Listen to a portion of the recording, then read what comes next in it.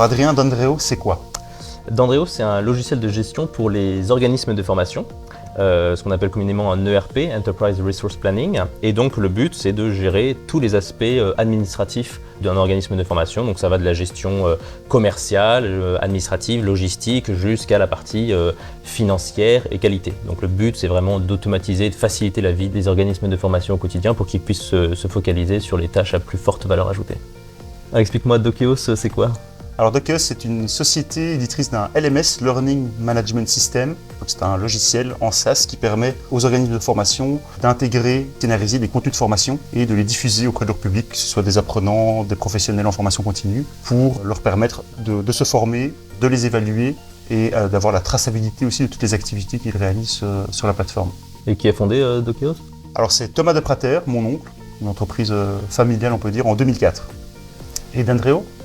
Dendreo, ça date de 2011 et ça a été cofondé donc, par mon associé Étienne de Police et moi-même. Dendreo, quels sont vos clients types? Alors l'essentiel, c'est des organismes de formation évidemment, dans tout type de secteur, ça on est très, très agnostique, et également des départements de formation d'entreprises dont la formation n'est pas l'activité principale, mais qui vendent de la formation. Donc ça peut être parce que je vends un logiciel ou une machine ou autre, ou parce que j'ai des réseaux de partenaires ou de licenciés, de franchisés à former. Et Dokeos, c'est client type? Alors Dokeos, on a deux types de clients. D'abord les organismes de formation professionnels dans différents secteurs. On a quelques particularités pour le secteur notamment de la santé et les entreprises qui doivent former leurs employés. Et aujourd'hui, Adrien, quelles sont les problématiques et contraintes réglementaires que rencontrent les EF?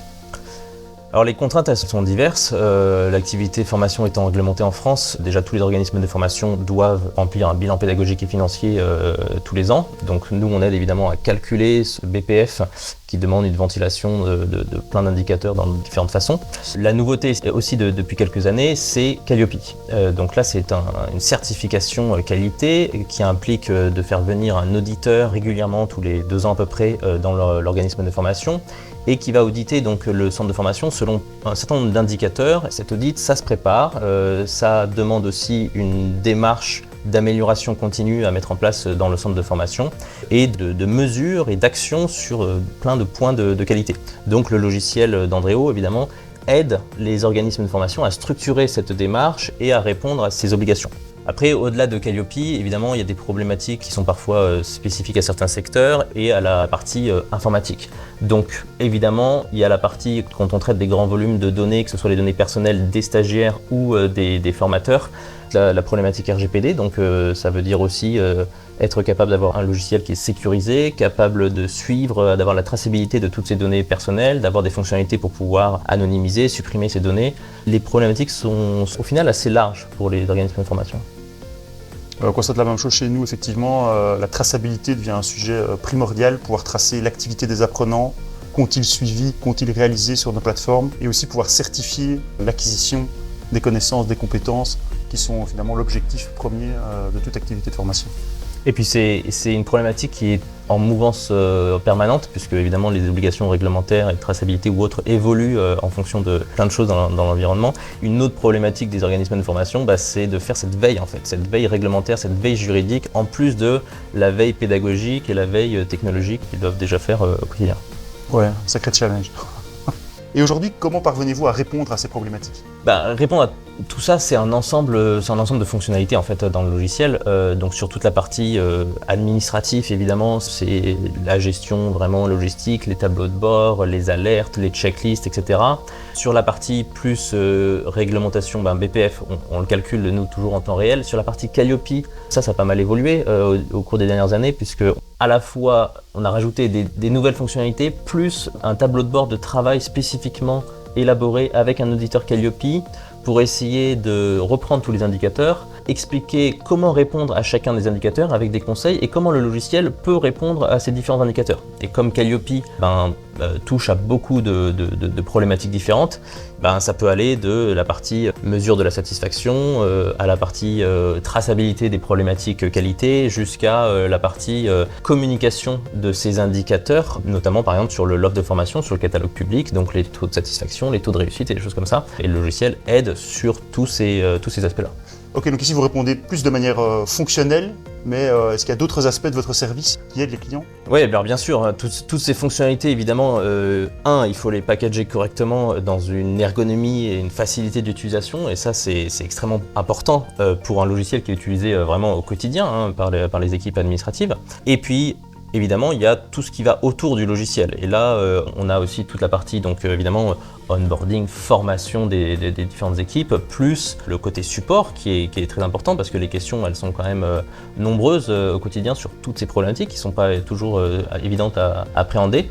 Donc nous, on a quand même une grosse équipe de support qui est toujours prête à répondre avec un taux de réactivité qui est excellent et un taux de satisfaction aussi qui est pas loin de 95 ou 97%. Donc on met beaucoup d'efforts dans cette partie support et accompagnement client. Et puis au-delà de la partie accompagnement, évidemment, il faut réussir à intégrer le logiciel dans le reste de l'écosystème parce que nous, on répond à toutes ces problématiques jusqu'à un certain point et puis ensuite, ça peut aller plus loin. Donc c'est là que des interconnexions avec d'autres logiciels, par exemple côté LMS Dokeos, sont importantes.